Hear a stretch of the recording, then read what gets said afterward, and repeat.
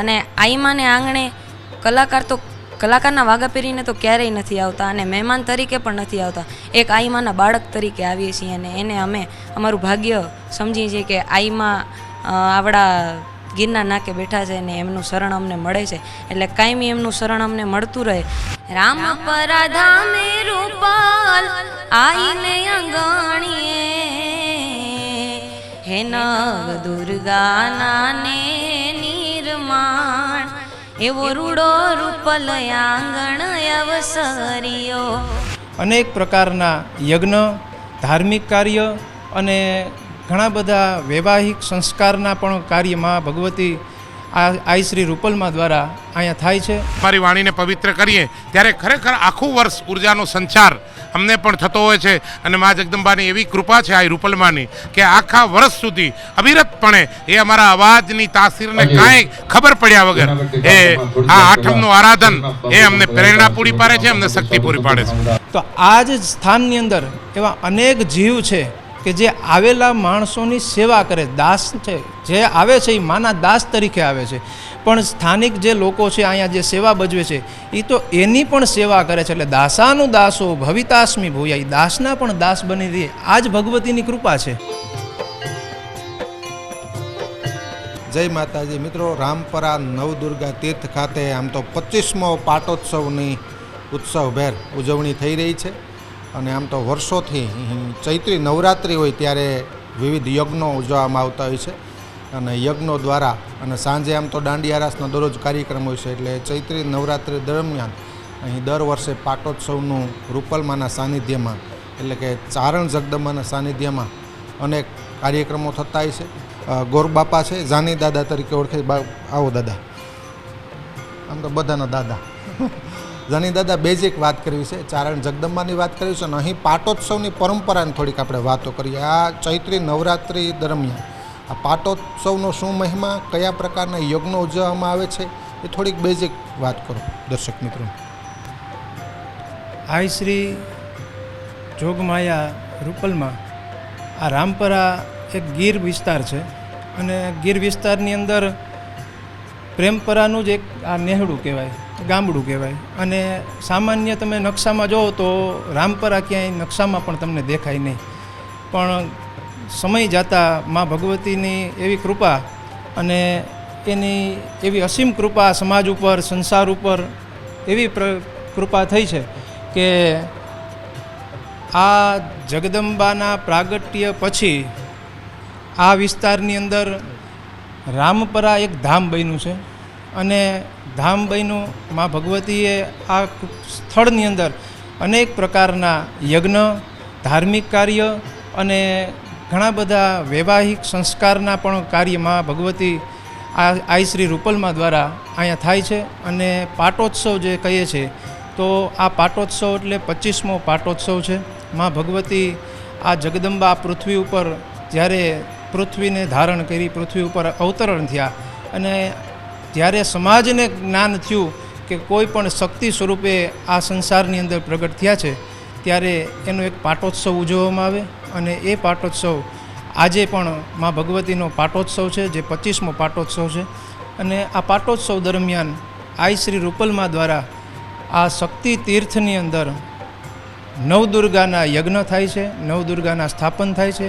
અને આજે નવચંડી યજ્ઞ, નવકુંડી યજ્ઞ છે અને વિદ્વાન અને શ્રેષ્ઠ બ્રાહ્મણો દ્વારા વૈદિક પરંપરા અનુસાર યજ્ઞનું આયોજન કરવામાં આવે છે. અને આ વખતે મુહૂર્ત ન હોવાના કારણે વિવાહ સંસ્કારની વિધિ નથી રાખી, પણ દર વર્ષે પાટોત્સવ હોય ત્યારે મા ભગવતી દ્વારા અહીંયા વૈદિક પરંપરા અનુસાર લગ્ન વિધિ પણ કરવામાં આવે, જેને સમૂહ લગ્નનું નામ આપીએ છીએ.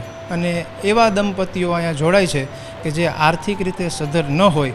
માતા પિતાને ઘણી વખત એવું થતું હોય છે કે વ્યવહારમાં પણ રહેવું હોય, સંસારમાં પણ સમાજની અંદર રહેવું હોય, ત્યારે વિવાહ સંસ્કાર સારી રીતે દીકરીનું થાય એવું માતા પિતા ઈચ્છતા હોય. ત્યારે આઈ શ્રી રૂપલમાં દ્વારા આ સ્થળની અંદર વિવાહ સંસ્કારની પણ વિધિ થાય છે. અને અનેક એવા દંપતીઓ છે જેને મા ભગવતી ખુદ કન્યાદાન કરી અને વૈદિક પરંપરાને જાળવી રાખે છે. જાની દાદા, આપ થોડા શાસ્ત્રોને જાણો છો ને એટલે થોડોક વધારે એક પ્રશ્ન કરી. અનેક ચારણ જગદંબાએ આ પૃથ્વી ઉપર અવતાર કરીને જગતનો ઉદ્ધાર કર્યો છે. કારણ કે સાંપ્રત સમયનો યદા યદા હિ ધર્મસ્ય ગ્લાનિર્ભવતિ ભારત, જ્યારે જ્યારે અધર્મનું જોર વધે, ધર્મ પ્રત્યે લોકોની ક્યાંક અરુચિ ઉત્પન્ન થાય, ત્યારે આવી જગદંબાઓ અવતાર ધારણ કરી અને પુનઃ ધર્મ સ્થાપિત કરે છે. આ જગદંબાનો અવતાર સૃષ્ટિ માટે કેટલો કલ્યાણકારી. જ્યારે જ્યારે આ પૃથ્વી ઉપર અધર્મનું આચરણ વધે છે ત્યારે ત્યારે કોઈ પણ સ્વરૂપે કોઈ પણ શક્તિ એક અવતાર ધારણ કરે છે. એ સત્ય સનાતન છે અને વૈદિક પરંપરા છે. ગીતાજીની અંદર પણ ભગવાને એવું કીધેલું કે યદા યદા હિ ધર્મસ્ય જ્ઞાનિર્ભવતિ ભારત અભ્યુત્થાનમ ધર્મસ્ય તદાત્માનમ સૃજામ્યહમ.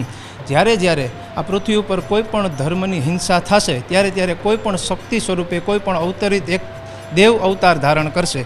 તેમાં પુરુષ તત્વ પણ હોઈ શકે અને શક્તિ સ્વરૂપ પણ હોઈ શકે.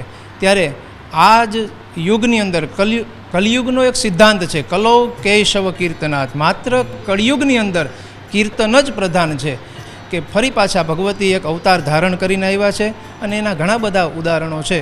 માનવને પછી શ્રદ્ધા હોય ત્યાં પુરાવાની કોઈ જરૂર હોતી નથી અને આપણો શ્રદ્ધા અને વિશ્વાસ જ એ જગદંબા સ્વરૂપે આપણું કામ કરે છે. આ પૃથ્વીની અંદર ઘણા બધા એવા કારણો રહેલા છે કે જે આપણે માનવ થઈને એનું ઉદાહરણ ન આપી શકીએ, પણ એનું આપણે પ્રમાણ આ પૃથ્વી ઉપર મળ્યા રાખે છે અને મળે જ છે. ઘણા બધા સંસારના એવા કામ છે જે અહીંયા આવીએ એટલે આપણા મનને શાંતિ મળે, આત્માની તૃપ્તિ થાય અને આપણી મનની જે ઈચ્છા છે એ આપણી મા ભગવતીના આશીર્વાદથી પૂર્ણ થાય છે. એ જ શક્તિ છે અને એ શક્તિ સ્વરૂપે જ આપણા બધાના કાર્ય થાય છે. શક્તિ સ્વરૂપે અને લોકોમાં પણ મેં જોયું આ શક્તિના દર્શન લોકોમાં થાય છે. આ મિત્રોને યાદી કરાવો. અનેક લોકો કહે ને અહીંયા પોલીસની જરૂર રહેતી નથી, અહીંયા એસપીને કોઈ લેટર નથી આપવો પડતો કે અહીંયા એટલું પ્રશાસન મૂકો. આ કૃપા છે. અને જેટલા સેવકો છે ને પોતે સેવક બનીને પોતે કાર્યકર બનીને અહીં સેવા આપે, આ કૃપા કહી શકો. ભાગવતની અંદર એક બહુ સરળ જાતનું પ્રમાણ આપેલું છે કે વૃત્રાસુર નામનો એક રાક્ષસ હતો. તો રાક્ષસે ભગવાનની પાસે અંત સમયે એક સ્તુતિ કરેલી, અહમ હરે તવ પાદેક મૂલ દાસાનુદાસો ભવિતાસ્મિ ભૂયા મનસ્મરેતા ક્ષુપતેર ગુણસ્તે ગૃહિણી તવા કર્મ કરો તુકાયા. ભગવાનને એવું કહે છે કે હે પરમાત્મા, જ્યારે જ્યારે હું પૃથ્વી ઉપર અવતરણ ધારણ કરું ત્યારે તમારા દાસનો પણ હું દાસ બનીને રહું ને એવી અમારી ઉપર કૃપા કરજો. તો આ જ સ્થાનની અંદર એવા અનેક જીવ છે કે જે આવેલા માણસોની સેવા કરે. દાસ છે જે આવે છે એ માના દાસ તરીકે આવે છે, પણ સ્થાનિક જે લોકો છે અહીંયા જે સેવા ભજવે છે એ તો એની પણ સેવા કરે છે. એટલે દાસાનું દાસો ભવિતાસ્મિ ભૂયા, એ દાસના પણ દાસ બની રહે. આ જ ભગવતીની કૃપા છે અને એ જ કૃપા હંમેશા સંસારની ઉપર રહે તો સંસારનું શ્રેય અને કલ્યાણ હંમેશા થાય છે. વાહ દાદા, ખૂબ તમામ માહિતી આપી. અને મિત્રો સાંજનો આમ તો લોકસંગીતનો કાર્યક્રમ એટલે દાંડિયા રાસ લોક ડાયરો કાર્યક્રમ હોય છે અહીં ચૈત્રી નવરાત્રિના 9 દિવસ. આજે વિશેષ કાર્યક્રમ છે અને કલાકારો પણ માના સાનિધ્યમાં ફક્ત કલાકારના વાઘા પહેરીને નહીં પરંતુ એક મહેમાન તરીકે માના આશીર્વાદ લેવા અને વાણી પવિત્ર કરવા માટે અનેક કલાકારો આવતા હોય છે. પૂનમબેન પણ છે કચ્છથી મહેમાન બનીને અહીં આવ્યા છે. પણ પ્રથમ તો આમ તો વાણી પવિત્ર જ કરીએ. રૂપલમાનો બેન એકાદ આમ તો ભાવ સંભળાવો મિત્રોને, ક્યાં સુધી આ કંઈક અધૂરું રહેશે. જય માતાજી, જય રૂપલમાં. આજે માના આંગણે 25મો પાટોત્સવ જ્યારે ઉજવી રહ્યા છીએ ત્યારે આજે ચૈત્ર સુદની 8મે આઈમાનો પ્રાગટ્ય દિવસ છે. એટલે આઈમાના ચરણોમાં કોટી કોટી વંદન સહ આઈમાનો 2 કડીનો એક ભાવ લઈશ. હો રામ પરા ધામે રૂપાલ આઈને અંગણીએ, રામ પરા ધામે રૂપાલ આઈને અંગણીએ, હે નવ દુર્ગાના ને નિર્માણ એવો રૂડો રૂપલ આંગણ અવસર્યો. હો આખી દુનિયાથી તો નોખો દર્શાય એવો રૂડો રૂપલ આંગણ અવસર્યો. બેન અનેક વિડીયો વચ્ચે યાદી કરાવું. આમ તો માનું મૌન છે ને એમાં જ તાકાત છે. માની પાસે આગળ ઇન્ટરવ્યૂ લીધેલું, મૌનમાં તાકાત છે. પુરાણની અંદર દાદા કીધું છે મૌનની કૃપાથી થતું હોય છે. માં મૌન છે ને એટલા કાર્યો સફળ થતા હોય છે એવું પણ બને બેન. તો તમારા અનેક વિડીયો અહીંથી નામ ના મળી, અનેક વિડીયો અહીંના વાયરલ થયેલા દાંડિયા રાસના. તમે ફક્ત નિજાનંદમાં આવો છો ફક્ત મહેમાન તરીકે અને માના આશીર્વાદ લેવા માટે. અહીંની કૃપા કેટલી તમારા કાર્યક્રમોમાં, તમારી ગાયકીમાં? આમ તો આઈમા વિશે વાત તો શું કરવી, જેટલી કરીએ એટલી ઓછી લાગે છે. અને આઈમાને આંગણે કલાકારના વાગા પહેરીને તો ક્યારેય નથી આવતા અને મહેમાન તરીકે પણ નથી આવતા. એક આઈમાના બાળક તરીકે આવીએ છીએ અને એને અમે અમારું ભાગ્ય સમજીએ છીએ કે આઈમા આવડા ગિરનાર નાકે બેઠા છે ને એમનું શરણ અમને મળે છે. એટલે કાયમી એમનું શરણ અમને મળતું રહે. અને એમની કૃપાની વાત કરું તો કાઠિયાવાડમાં પ્રથમ પ્રોગ્રામ મારું આઈમાના પાટોત્સવ નિમિત્તે જ થયો હતો અને એ પણ 8મા જ હતી. આઈમાનું પ્રાગટ્ય દિવસ જ હતું અને ત્યારથી આઈમાની એટલી કૃપા વરસી છે કે આજ સુધી કાઠિયાવાડમાં લોકોને નામ આપવું પડતું નથી. જ્યારે જોઈને જ કહી દેશે કે આ પૂનમબેન છે. એટલે આઈમાની અસીમ કૃપા છે અને કાયમ એવી વરસતી રહે એવી આઈમાને પ્રાર્થના. ખૂબ ખૂબ ધન્યવાદ પૂનમબેન, જાની દાદા, બધાનો ખૂબ ખૂબ આભાર. 25મા પાટોત્સવ નિમિત્તે આ લોકોને તમામ માહિતી આપી બધાનો ખૂબ ખૂબ આભાર. માના ચરણોમાં મારા કોટી કોટી વંદન. ખૂબ આનંદની વાત.